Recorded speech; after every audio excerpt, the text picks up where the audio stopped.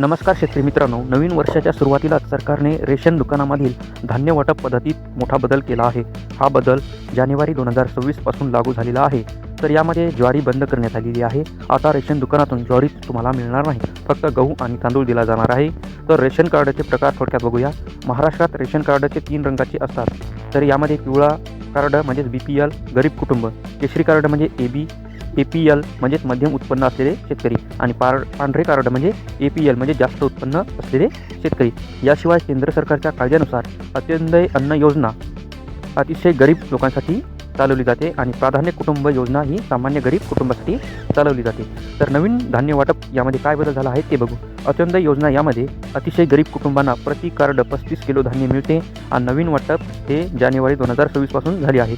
तर गहू 21 किलो आणि तांदूळ 14 किलो हा एकूण 35 किलो, फक्त रचना बदलली आहे.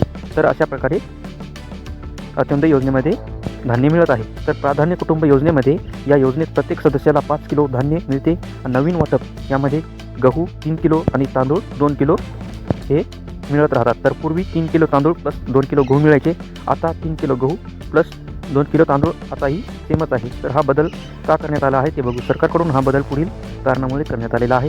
भारतीय अन्न महामंडळाकडे गव्हाचा जास्त साठा उपलब्ध, काही भागात गव्हाचा वापर जास्त, तर धान्य साठ्याचा योग्य समतोल राखण्यासाठी बदल करण्यात आलेला आहे. म्हणजे जिथे गहू जास्त खाल्ला जातो तिथे गहू वाढवण्यात आलेला आहे. थोडक्यात निष्कर्ष मित्रांनो बघूया. ज्वारी बंद करण्यात आलेली आहे. गहू तांदूळ प्रमाण बदलले आहे. अंत्योदय व प्राधान्य कुटुंबावर परिणाम झालेला आहे. बदल लागू 2026 पासून जानेवारीपासून लागलेला आहे.